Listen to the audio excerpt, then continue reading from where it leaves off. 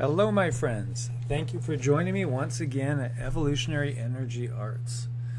And so I wanted to start today talking about a study that came out, and this is just out from a couple days ago. And this is on classifying the large-scale structure of the universe with deep neural networks. Well, that sounds really deep and maybe a little bit too much to comprehend, but basically what this paper is getting at, and maybe new to some of you, and it may be, yeah, of course, to others, is exactly how much, from a purely scientific point of view, the universe truly looks just like a brain. It truly does. It's structured like a brain. It's structured like neural networks. And so when we look at it, the way it's structured, the network that exists, it's so incredibly just like a mind. And this really gets to some of the great philosophical questions. What exactly is real? Because as we've talked about in previous videos, in the old way of thinking, the universe is like a giant mechanistic clock, and that was the Newtonian point of view. It's just a big machine. That's all there is the physical universe. Or that the fact that the universe in the physical sense is completely separated from anything spiritual. But it's not what we have discovered with quantum physics, quite the opposite. This is the Huffington Post is talking about how the universe really looks like a giant brain, and that's what the evidence is showing in more ways than one. And this might sound like science fiction, but it's actually science fact. It's really pretty amazing. The universe may be growing in the same way that a giant brain does, with the electrical firing between brain cells mirrored by the shape of expanding galaxies. The results of a computer simulation suggest that natural growth dynamics, the way the systems evolve, are the same for different kinds of networks, whether it's the internet, the human brain, or the universe as a whole. Co-author of the study, Dmitry Kryakov from the University of California, San Diego, said that while such systems appear very different, they have evolved in very similar ways. The result, they argue, is that the universe really does grow like a brain. The study raises profound questions about how the universe truly works. For physicists, it's an immediate signal that there is something missing, understanding-wise, on how nature works. And we're discovering how it works more and more. And really what it does is it points us to a lot of the mystical traditions. Really, when you get down to it, the perennial wisdom that's been handed down through the Western occult sciences, and we are automatically conditioned to be afraid of the word occult. It just means hidden. It's just like when we talk about the apocalypse. We think the apocalypse means the destruction, but it doesn't. It means the unveiling. That's a big difference in terminology, isn't it? Realize that occult means hidden. And then we should ask ourselves, who hid it and why? And I'm so tempted just to answer that right now. And basically, my opinion, it's been hidden from us by those in control. It's been hidden from us by the Roman Catholic Church, for one, and among other entities. Basically, they don't want us knowing how we can actually affect reality and create a reality we want instead of a reality imposed on us by other people. And this is a great website. If you haven't gone there, Collective Evolution is great. They have tons of really thought-provoking material. And usually it's very, very user-friendly, not like a dry paper like we were just looking at. That's something more that a physicist would look at. But this would break it down into something that is much easier for somebody that's just a layman. So again, our physical material reality, well, first off, it isn't really physical at all in a sense. The meaning, significance, and implications of these findings within our quantum world has led to a plethora of ideas and theories, some of which lay inside a label of pseudoscience. But realize pseudoscience of today in many cases becomes science of tomorrow. Einstein himself just could not get aboard with quantum theory. It took him really towards the very end to finally say, yeah, I guess. He really didn't want to. He didn't like it, but ultimately, it is the theory that won out, and it is reality. Reality is that whatever it is you're looking at that appears to be solid, well, you know what? It's mostly vacuum. It's mostly nothingness. It's not solid as it seems. And really, this is a matter of also dimensions. And the reason I bring this up is after I had the interview with Ellen, which was the interview that was a couple of videos ago, there were some really, really key things she wanted to get across that she had forgotten or we just didn't get to. And we will have a follow-up interview. But one of the things was that I found fascinating was the fact that when she was out of body, she put her hands on her children, and she could feel them, but they couldn't feel her. But to her, they felt as solid as can be. So really, what we have is varying dimensions, all lined up on top of each other. And it's the same thing with our old view that the physical universe we saw was very tangible, solid, real, and spiritual matters were something totally different. But in reality, they're not. It's all just, it really boils down to just vibration and frequency. How fast is something vibrating? What's its frequency? Because when you're out of body, like Ellen was, and she's no longer in her physical body, she's in one of the other energy bodies. She was in her astral body, for instance. There are all different layers to the body, but each one of them is at a different vibratory rate, operating at a different frequency. They are all, in a sense, material, but they are all also, in a sense, immaterial.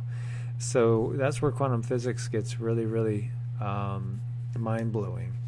Just like the table sitting in front of you, the desk, the chair, your TV, it's really all mostly vacuum. So it's just a matter of how fast the molecules are vibrating. At a certain point, they go out of our visible range, and they might materialize in somebody else's visible range that's on a different dimension. It's all very, very fascinating, but it leads to a clearer understanding of what exactly is possible and impossible, and what's really important for us to understand and get through our minds, such as the fact that thought is so real. Thought is the most powerful thing there is. There's nothing more important than consciousness itself, because that's ultimately what we are. We are consciousness. We are consciousness having a 3D physical experience, and consciousness that's on a 3D planet that is ascending higher into higher realms, into faster vibrating frequencies, so that the planet itself is moving on up into the fourth and then the fifth dimension. So it's all, again, about frequency and vibration. So very, very, very interesting stuff.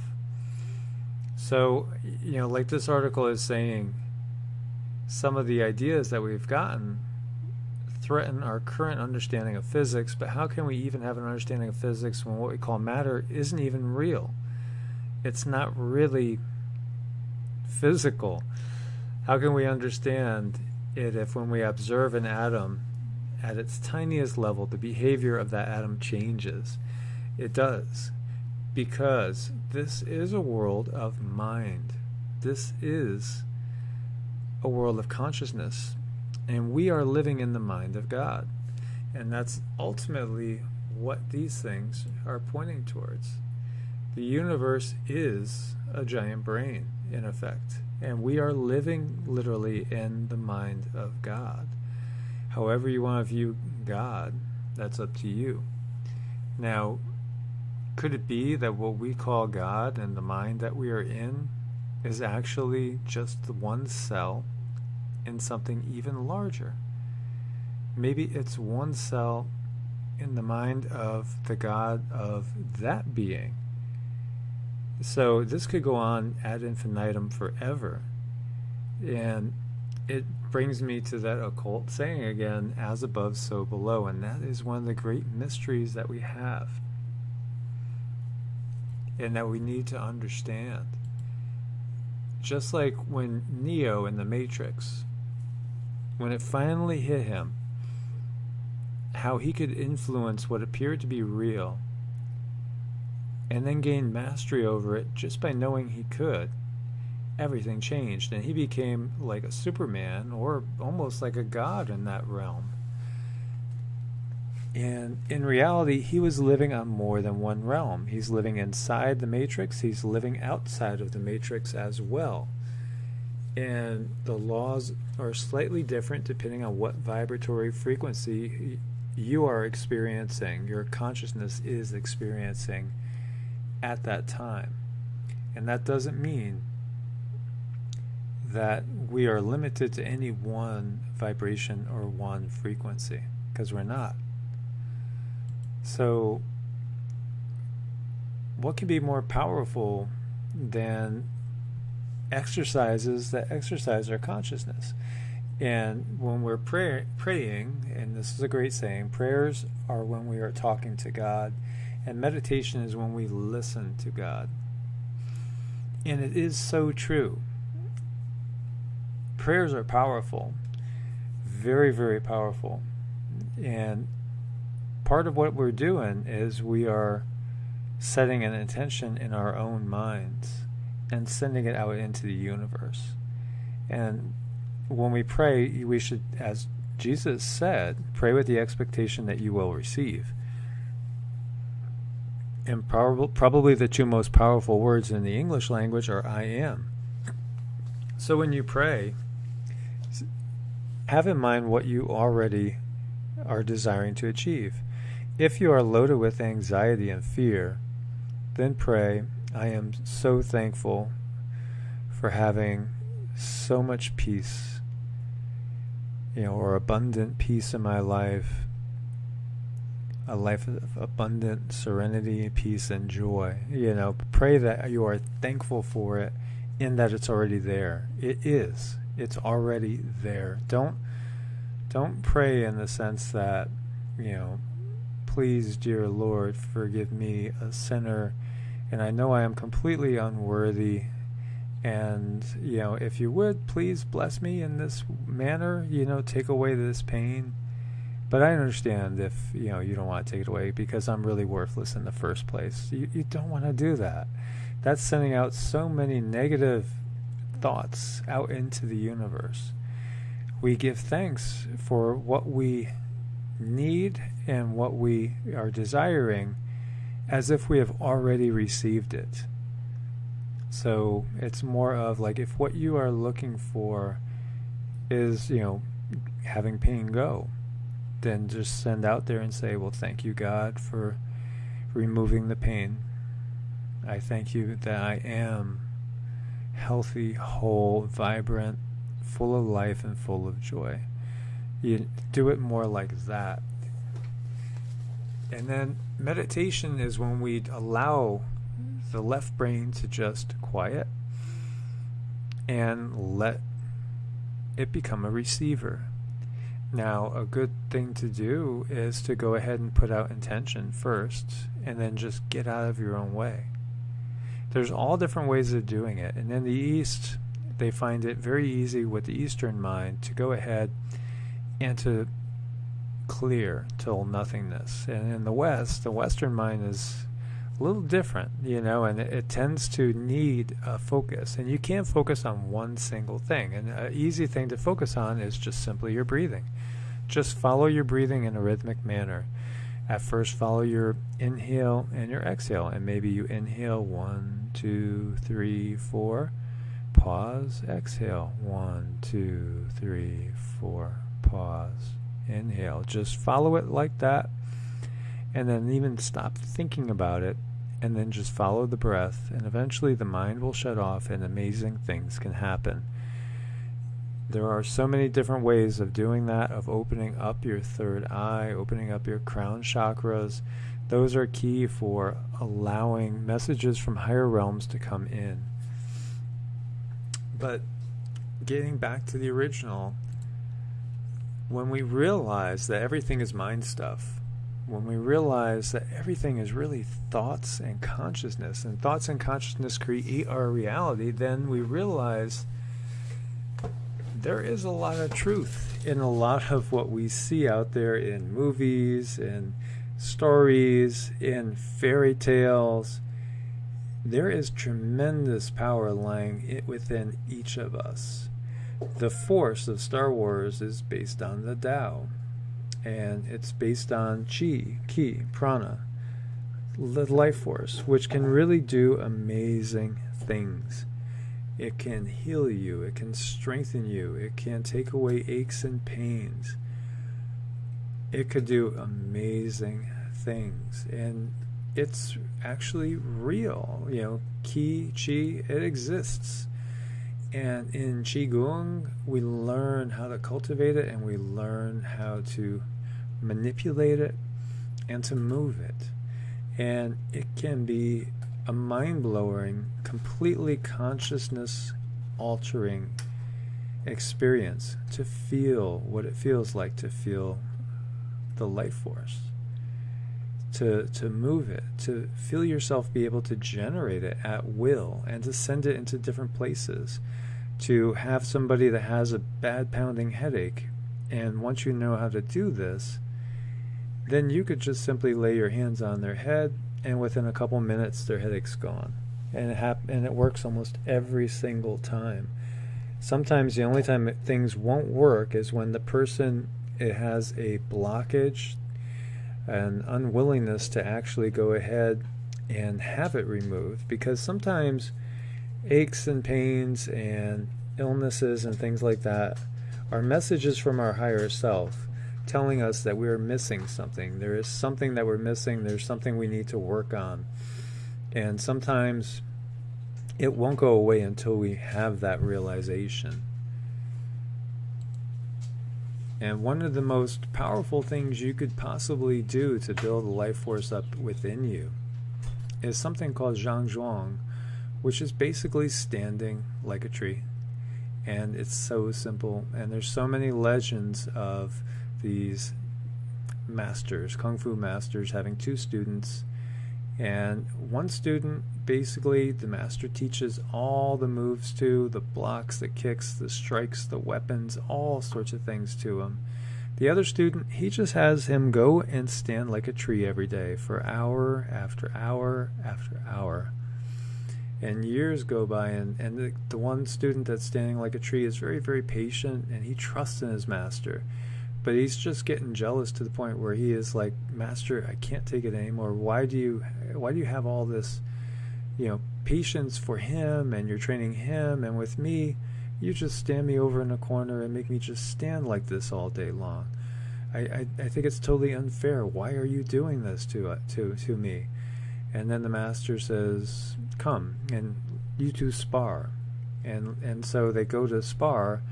And the one student that's been standing like a tree is like, he's going to kill me. I don't even know any moves. And the master said, just go ahead, spar. And when it came down to it, the one had been standing like a tree all day, every day, years on end. He had so much internal power built up that the other one couldn't even harm him, couldn't even barely touch him. And yet, when he touched him, he sent him flying. And it was because of the building up of the Qi and what we call as the lower Dantian. And once the lower Dantian is filled, the Qi flows upwards into the middle Dantian, And the dantians are reservoirs of energy that exist in the body, and they are real. There's 3 of them: the lower dantian, middle dantian, the upper dantian. And the ultimate goal is building the Shen, building the spirit. And basically, as the lower dantian fills, we get vibrant health. When that overflows, it flows upwards into the middle dantian. And when that overflows, we have tremendous love, compassion, and patience. The lower dantian is all about our physical health. The middle dantian is all about our emotional health. And when that is full and overflowing, the middle dantian, it spills up into the upper dantian, where it fills the upper dantian full of Shen, or pure spirit. And pure spirit is the ultimate goal, because in Taoist philosophy and in Qigong philosophy, whatever you build as far as the Shen, the spirit, is carried on with you from lifetime to lifetime. So it will benefit you not only in this life, but it will benefit you in the next and every other life to come. So the Shen follows you, and ultimately that's what we're doing in Qigong. And there are legends of Taoist immortals that basically live forever, because they've mastered this to the point where they can basically live indefinitely, because they are able to pull in so much life force that they could slow the aging process, stop the aging process, and choose to remain here as long as they want. And those are legends, but I don't know, the more I've learned, the more I don't doubt things. So as we were saying, as above, so below, it all really goes together when we look at it. It really, really does. Mantras are a tremendously powerful way of opening up the energy centers. This is the Gayatri mantra. And this is probably the most powerful mantra traditionally thought in the Vedic scriptures. And all it means is, O Creator of the universe, we meditate upon thy supreme splendor. May thy radiant power illuminate our intellects, destroy our sins, and guide us in the right direction.